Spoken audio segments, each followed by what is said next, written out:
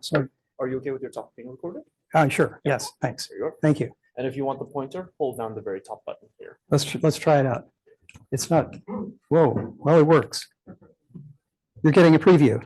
Not intentional. Thanks. Thank you, Stephen. Well, it's wonderful to be here on this occasion. Somewhat sad. It would be better if Fred were here with us, of course. Anyone who spent time with Fred knows that one of his favorite phrases is, "Well, I'm just fooling around." I think some of the great discoveries he made was just fooling around. But, being with Fred, doing mathematics with Fred was a little like being with a little boy on a beach. He was so enthusiastic and so joyful. And he would pick up random stones from the beach and see how beautiful they were and make something of them. It took quite a while before he realized that it's not just that he loves the beauty of the stones, but he knows every detail about their life cycle and their history, and he knows details about the fish in the ocean. He had an incredibly broad awareness of mathematical objects and how they worked. So he was sort of deceptive in his relaxed attitude, because just fooling around meant something very special for him. But today I'd like to talk about some things that I have been just fooling around with. The unifying theme will be that graded rings in various sense turn out to unify a lot of different ideas that appear different in the literature. And I also notice from the list of participants that this is a very international audience. I think there's about a dozen countries represented by people here and online. And that also reflected Fred's international collaborations and his love of travel. So maybe it's appropriate that the things I will talk about today are in collaboration with international students, students from Palestine that I've worked with remotely, or from MIT, often in little teams of students. And we worked on various projects in homological algebra that I'll try to tell you about. So this is a little bit of a picaresque lecture. It's unified maybe by this notion of various kinds of graded rings. But we'll go through this, and if I don't get to the end, that's okay, because there's 5 independent examples that I wanted to show you. So this is about foolin cohomology in the end, something that's interested me ever since I worked on some conjecture that Dennis made a few years ago.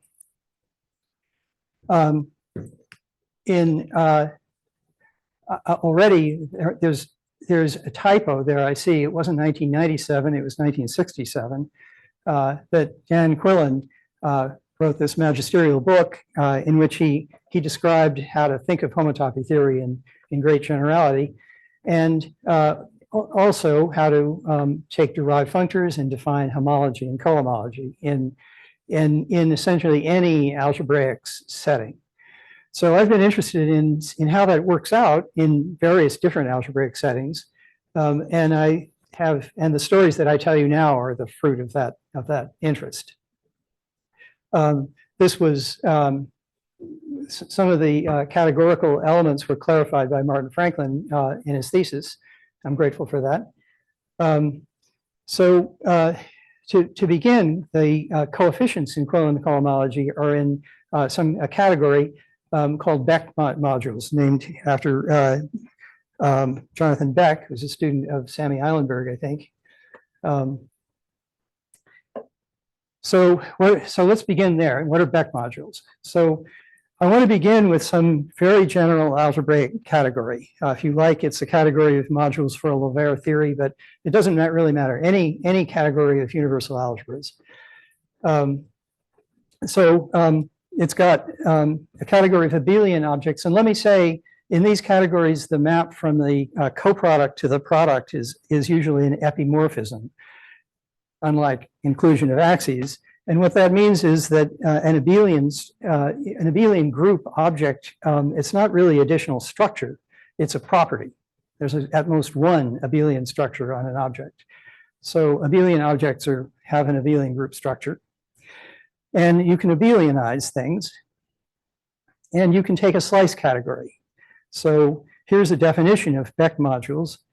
It's an object in the category of abelian objects in the slice category over your given object. I'll show you some examples in just a second.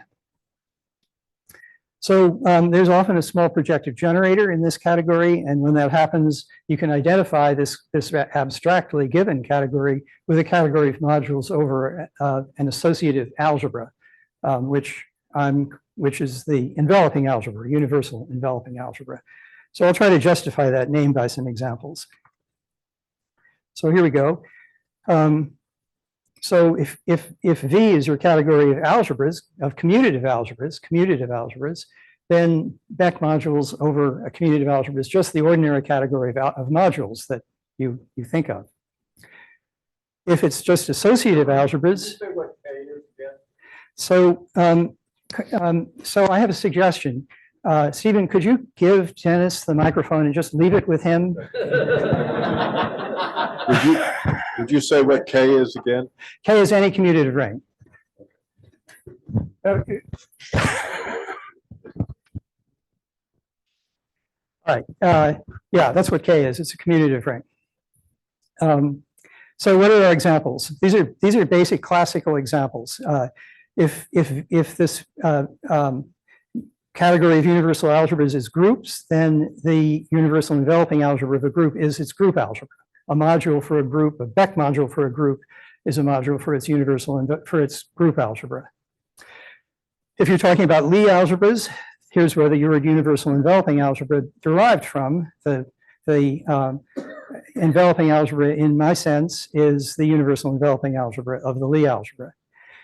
You could also take the simplest possible example, pretty much, where V is abelian groups, and then the universal enveloping algebra is just Z. The modules are just abelian groups again.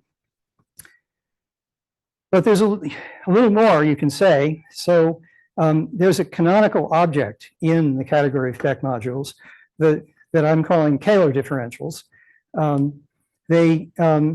It's the abelianization of the initial object, initial algebra over A, the identity map from A to A. And with that definition, the Kähler differentials co-represent derivations. A derivation is a section of that abelian group object over A. And again, that reproduces the standard meanings for differential and for Kähler differentials in the examples. I should say that you can abelianize any object over A, but there's not a lot new because you can obtain that from the Kähler differentials over B by a process of pushing forward. So there's always this adjoint pair that relates modules for A and modules for B. So let's see some examples of Kähler differentials then. In commutative associative K algebras, Kähler differentials are the usual relative Kähler differentials.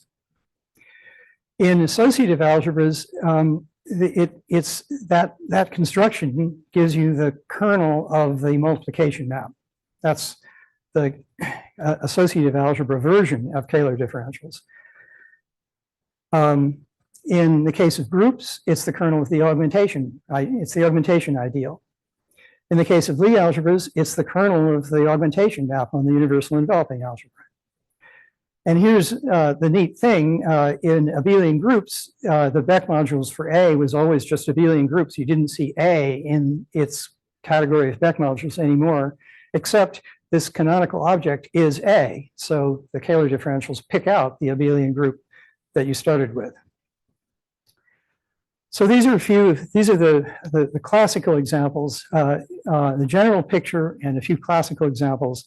And now I'd like to show you some more unusual examples. So, I want to talk about Quillen cohomology first.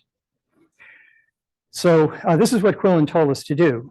You look at simplicial objects in that slice category. He showed you that there's a model category structure on that category of simplicial objects. And so you pick a cofibrant replacement for an object. That's usually can be obtained by a co-triple procedure. you can define something, maybe call it the cotangent complex, and that is the abelianization over A of that cofibrant replacement. And then the Quillen homology is the homotopy of that simplicial object. We're working in an abelian category. It's easy to take homotopy. There's a chain complex and you take its homology. That's the Quillen homology, the absolute Quillen homology. It's a graded Beck module. And if you have a Beck module in this category for A, then you can define the Quillen cohomology with coefficients in that by taking hom and then taking the cohomotopy. So that's a general definition, and I advocate using that as the principal definition of cohomology whenever you can, and try to relate other things to it. So that's the story that I want to tell. So let's do a first example here, commutative monoids. So this has been studied by many people for many years. There's a question. I just wanted to clarify, what was Q? Q stands for Quillen. Okay. I'm sorry, HQ is in honor of Quillen. Thank you. So Pierre Grillet has about 20 papers studying the cohomology of commutative monoids. Other people have studied it, Gershvili, Kurdiani. And the first thing they did was to set up a category of modules. They understood that the Beck modules can be described as functors from a certain category into abelian groups. That category it's called the Leach category because of old work that from the 50s that Leach did. And its objects are the underlying set of the monoid, of the commutative monoid. And a morphism from X to Y is an element in the commutative monoid so that when you add it to X, you get Y. And you can see what composition is.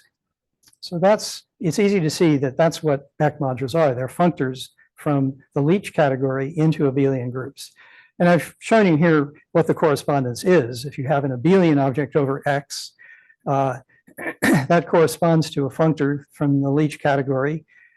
And the fiber of that map is the value of the functor. And I've described what the addition is and what the commutative monoid structure is. It's simple translation. So in a long series of papers, Pierre Grillet very laboriously, with enormous pages of calculation, wrote down a chain complex which he proved computed the Quillen cohomology of a commutative monoid in any Beck module for it. That chain complex was quite mysterious. It didn't look anything like the chain complex you get from a co-triple resolution. Much smaller. In fact, it looked a lot like a Hochschild complex in degree n. The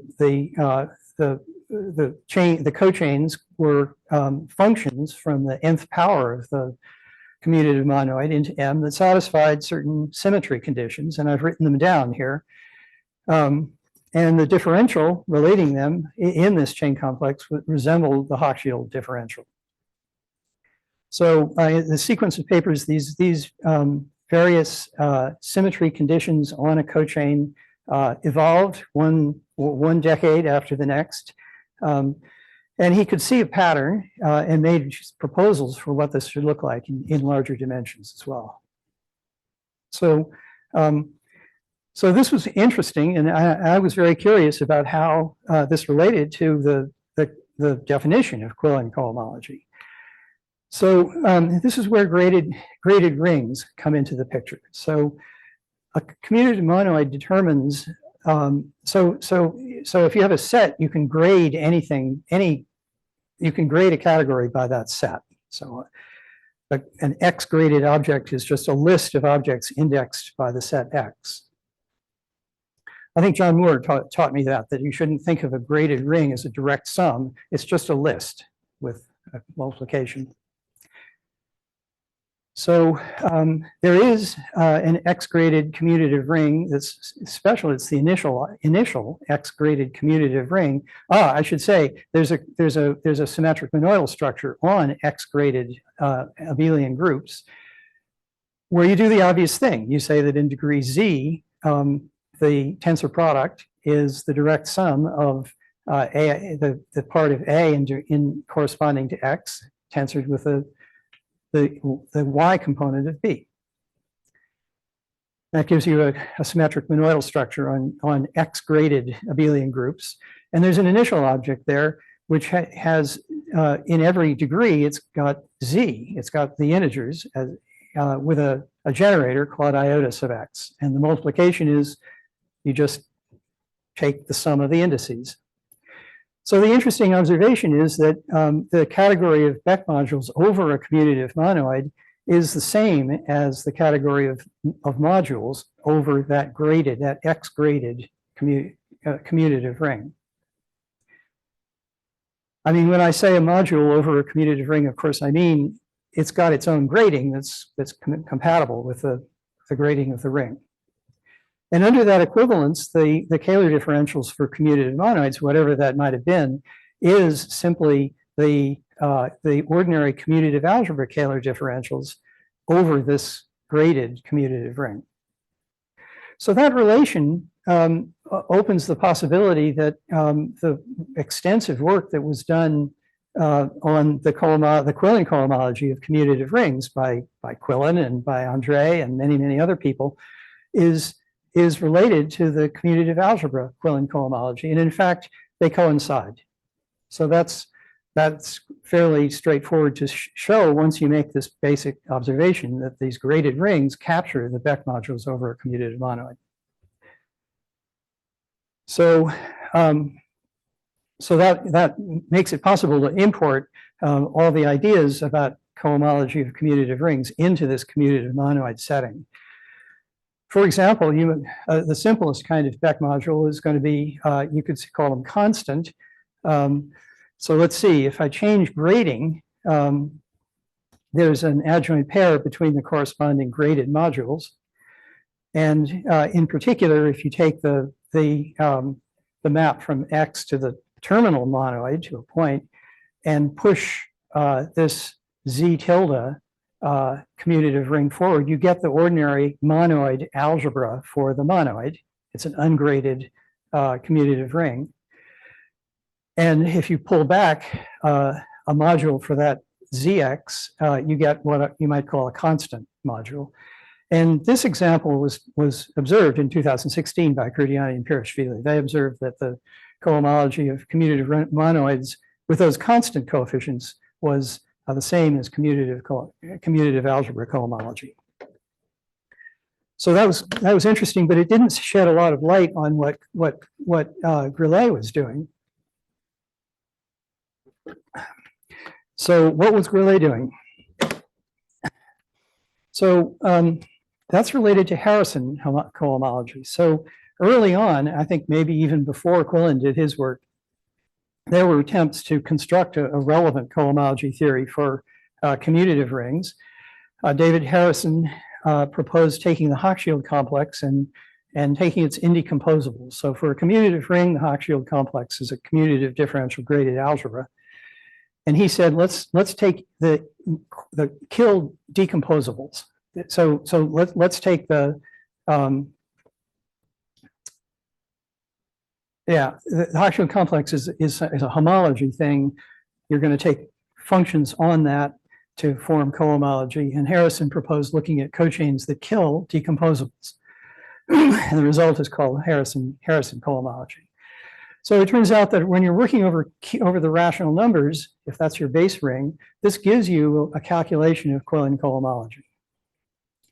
But it was already understood by Michel Andre and others that that's not true already in dimension 4, that you don't get Andre Quillen cohomology by this Harrison process.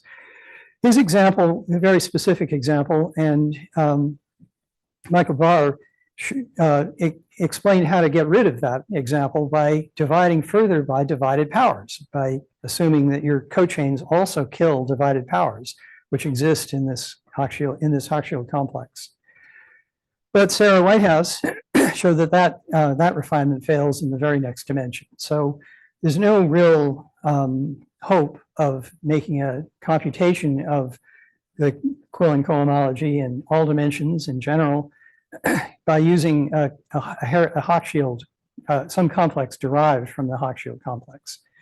But the observation that we made, and this is work with a student at MIT and a student from Birzeit University in Palestine, the result is that under this identification of modules, Beck modules for X and modules for the graded ring Z tilde of X, this Grillet cochain complex is exactly what Harrison and later Barr wrote down. And so those complicated symmetry conditions that Pierre Grillet described are exactly the ones demanded by Harrison and Barr for their cochains.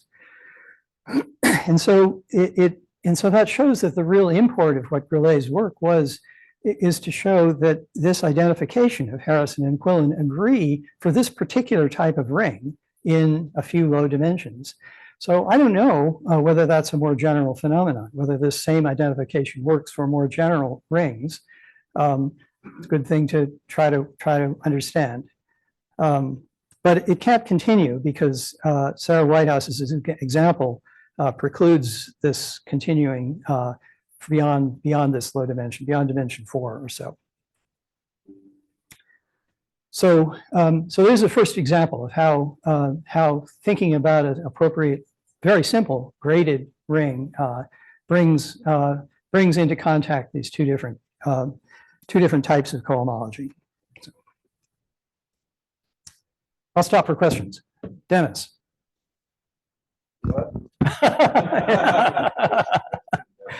Yeah, I have a question. Yeah, I know. We need the microphone. Well, I'm just thinking the group ring has these group-like elements. The group ring has these group-like elements, which is an extra nonlinear equation. So maybe that could be added to the discussion at this point. Give more information. I'm Maybe, asking. so there's certainly a relation between the group cohomology and the monoid. So Dennis always asks the best questions. I don't know how to answer that really. I mean, you're making a point that there's already a commutative monoid in place in ZX. Here's an answer though. That commutative ring, the monoid ring ZX, doesn't contain enough information to produce the Quillen cohomology of, you need the grading as well. And the grading actually pulls out the monoid from that commutative ring. So you're giving a different perspective on the same observation. Passing to that graded ring is really picking out the monoid from the monoid ring. Okay, that's the first example.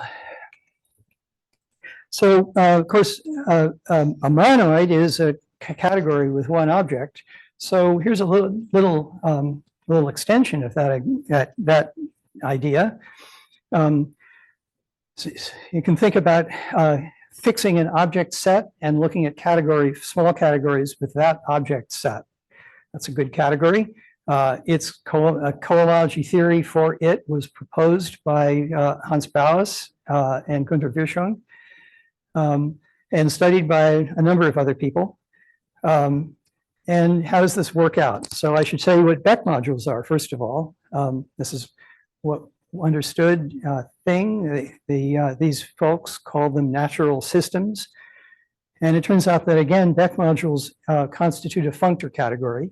Functors from the factorization category of C. C is the category you started with. And the morphisms in that from F to G are factorizations of G through F. So G factors through, it's a map. You can see the diagram. That's what the morphisms in the factorization category are. So the objects are the morphisms in C, and the morphisms in the factorization category look like this. And a functor from that category into abelian groups, that turns out to be a way of thinking of the Beck modules. So based on that earlier example, maybe we can see this as the category of modules over a graded ring. Well, I can grade on the set of morphisms in the category.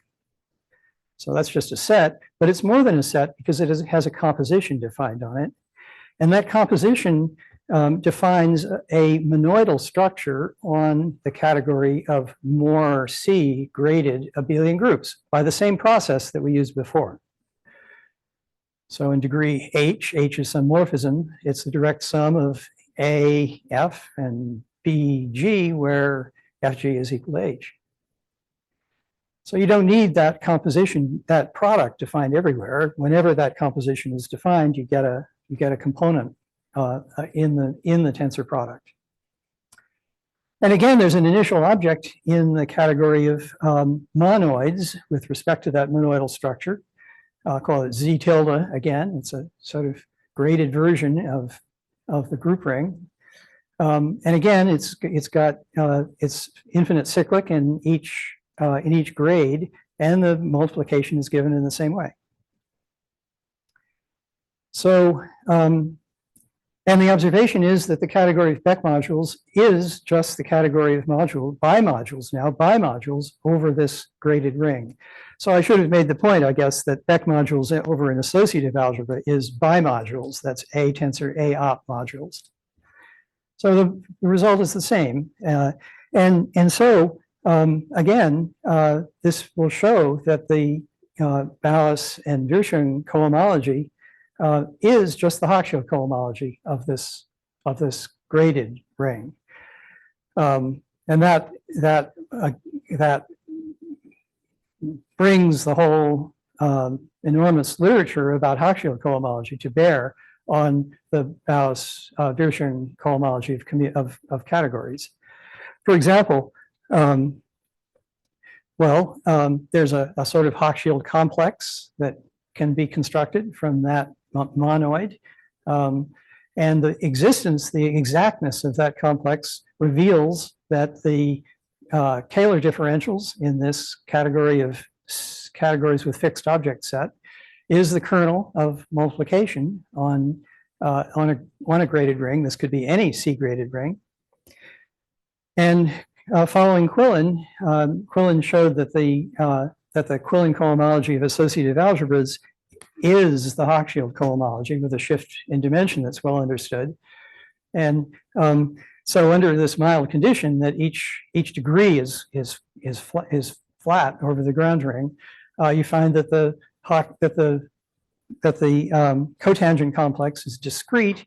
The higher Quillen homology vanishes, and that shows you that the Quillen cohomology and the Ballus-Virchow cohomology, which is secretly Hochschild cohomology, coincide for small categories. So that was observed, I think, by Dwyer and Can, and Martin Franklin was just suggesting that David Blanc and co-authors probably have that result also. Okay, that's another little example. Here's a little interlude about varieties of algebras. Algebras, binary algebras, defined by just a multiplication. Because the next collection of examples that I have all fit into this context, mostly. A magma, I think this was a Bourbaki term. A magma is just a multiplication with no further assumptions. So a magmatic K algebra is a multiplication, bilinear multiplication. And then you can cut out a variety of algebras by specifying equations that they should satisfy. And the way to do that is to pick an element in the K module generated by the free magma on some set, and require and look only at magmatic K algebras that satisfy those relations. So that means for any map from the set S into your algebra, call it A. If I evaluate the relations on A, I get 0. So it's a little bit notationally complicated there, but it's a simple idea. So any of these categories of varieties of algebras have a universal enveloping algebra, and we should be studying them for a variety of different varieties. This little team, Nishant Danakar and Ali Tahboub and Victor Yin and I worked out a little sort of non-commutative partial differentiation that describes relations that define the universal enveloping algebra of A in your variety in terms of the equations defining the variety. And so you can work out a bunch of examples of that. So here's one, level algebras. So this term, I guess it's due to Chateau and Muriel-Livernay. And it's the form of commutativity that's relevant if you don't have associativity. If you're associative, then that second equation is implied by the first one. But if you're not associative, you can't remove the parentheses, and it's a new thing. And it implies these two equations imply a big family of commutation relations that are the appropriate thing to say if you want to say commutative but not associative. There's an easy way to construct such a thing. If I have a commutative associative algebra and an endomorphism of that algebra, I can construct a level algebra by defining the multiplication to be apply that endomorphism to the product in the associative algebra. So AB is phi of A times B. Kind of a weird thing to do, but the most famous example, the motivating example of level algebras is this thing called the Carlson module. It has the structure of a level algebra, and it's constructed in this way. The Carlson module came up in Gunnar Carlson's work on the Siegel conjecture and in my work on the Sullivan conjecture. And it's the first example of a level algebra. Well, it turns out that level algebras have a beautifully described, the description of their universal enveloping algebra is quite a beautiful thing. I've written it out here. The relations are this very simple, generated, the ideal of relations is generated by this very simple family. It's automatically graded and quadratic. By the way, this idea of taking some variety of algebras and looking at their universal enveloping algebras, it's a great way to construct interesting associative algebras. And part of what we've been doing is exploring the kinds of associative algebras you get this way. So here's an interesting, a simple observation. If your level algebra contains an identity element, 1, then this little calculation shows that it's actually associative. So any associative algebra, commutative associative algebra is a level algebra. And so we, with Abdulatif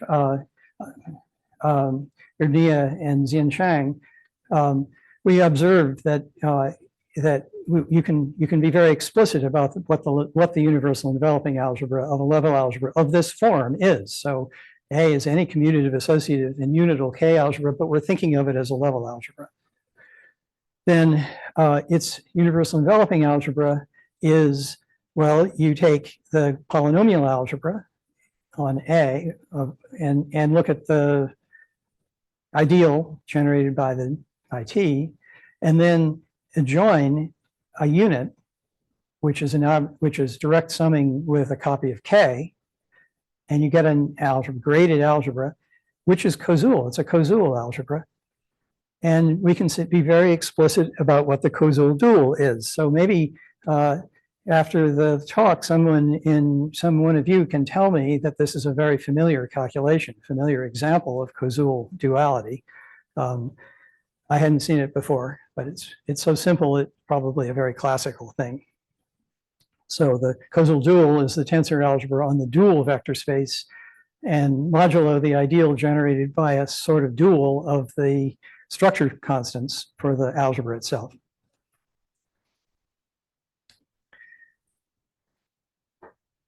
So that's about level algebras.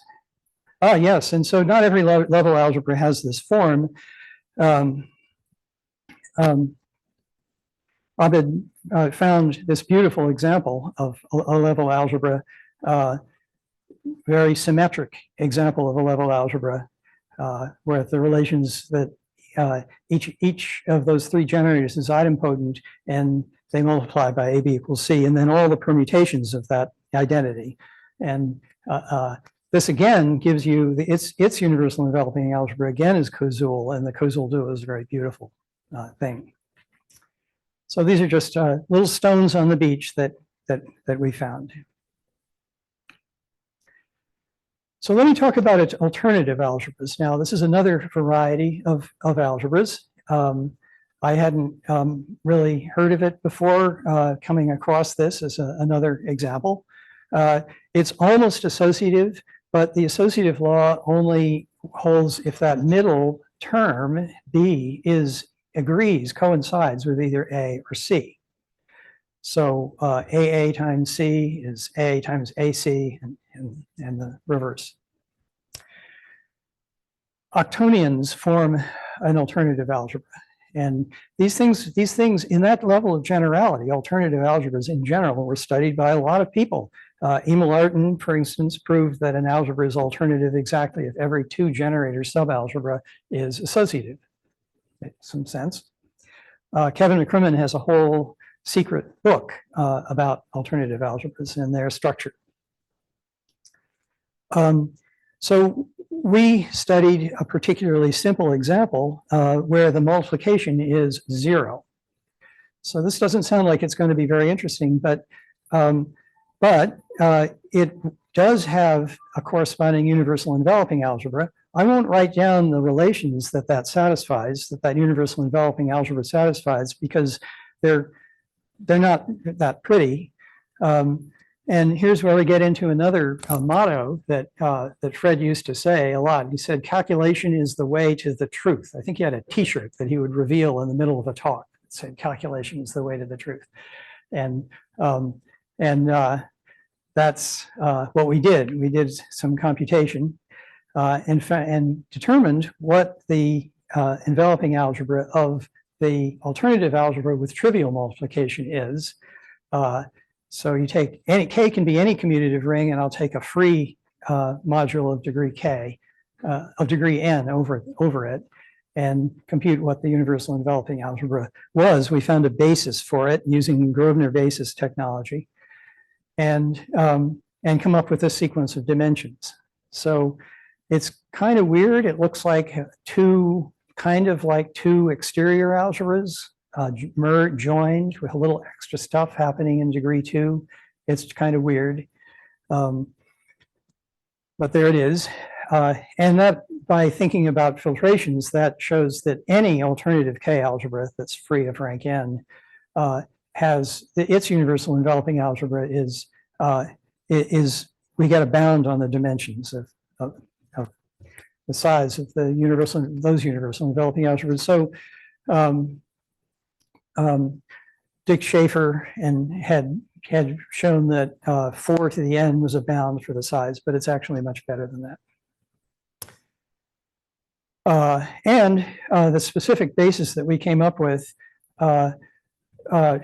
gives you this interesting example of a phenomenon that happens in alternative algebras that's of great interest to algebraists, and was actually discovered. This exact example, in fact, was discovered in 1960 by Dorofeev. We didn't know that until it was pointed out to us by a referee. But there is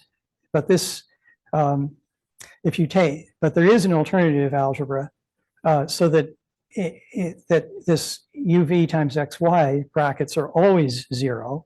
But if you bracket things differently, you can get arbitrarily long strings of products that are non-zero. So it's not nilpotent in the language of algebra. And the example is you take A to be an infinite dimensional free K module, look at its universal enveloping algebra, that defines an abelian object over k to the infinity, over A, and you look at the underlying alternative algebra of that abelian object, and that's the example. And it's quite interesting that Dorofeyev came up with exactly the description of that object without talking about universal enveloping algebras or anything. But Victor Yin built up a Python program that was very good at computing these things, and found that if K contains 1/2, then the universal enveloping algebra of the octonions, the standard octonions, is an associative algebra of rank 65. And if you're working over a field of characteristic 2, then it has dimension 113. So I'm not sure that the algebraists have ever associated these two numbers, 65 and 113, with octonions, but there they are. Okay, one more example. So, this is divided power algebras are, I guess they were invented by Henri Cartan to describe what the homology of Eilenberg-MacLane spaces was. And of course, they have an enormous importance in algebraic geometry and throughout mathematics. Again, they form a good, it's not quite a variety of binary algebras anymore because you have these divided powers, which are not given simply by multiplication. But it does form an algebraic category. We can apply these methods to that category. And with Asil Kmail and Julia Kozak, we extended work from the 60s by Norbert Roby and much more recent work by Dokas to tell you what the universal enveloping algebra is in this world of divided power algebras. So this works now over any commutative ring. And let's see, there's a terminal divided power algebra. Remember, my algebras don't have a unit. So there's a terminal one, which is the zero module with its only multiplication, its only divided power structure. And a Beck module over that is simply an abelian object in the category of divided power algebras. And so, that is the category of modules over a ring, which is this universal enveloping algebra of the zero algebra. And it's the ground ring with these variables adjoined modulo p times phi sub p, and with this twisted product, the twisted multiplication. So this isn't quite, notice that this is not quite a K algebra. Usually when you say K algebra, you mean that K is going to be central in the algebra. But K acts differently on the left and the right. So this is a monoid in bimodules. And I don't know quite what the right term for that structure is, but that's what it is. And for any divided power K algebra, its universal enveloping algebra is obtained from the 1 for 0 by just tensoring up over, doing this extension of scalars to A with an appropriately twisted product. So we found some nice proofs for these results, and it gives, and we could also identify what the Kähler differentials were. Jonas Dokas showed that actually the divided power Kähler differentials was the same as the commutative algebra Kähler differentials, but with an added structure coming from the divided power structure of the algebra, giving it a Beck module structure over the divided power algebra A. And that provides a model for the divided power Kähler differentials. So we generalize that statement so that it's true for any ground ring, not just for a field. And there's a corollary that comes out of that Roby wrote quite a long paper to verify that if A is a free divided power algebra, then its ordinary Kähler differentials has a very specific form, and I've written it out here.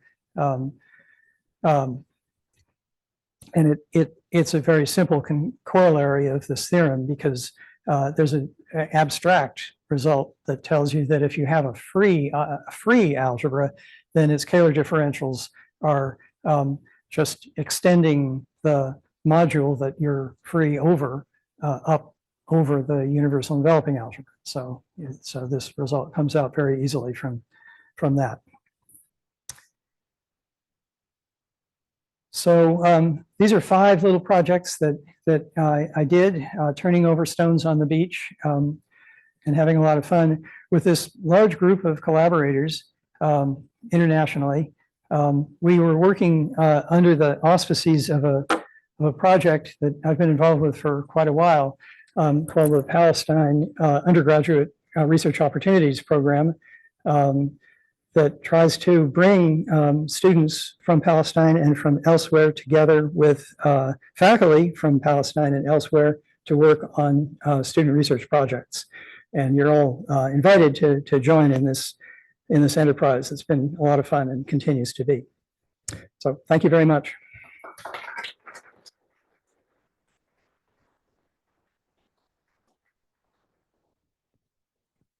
Are there any questions?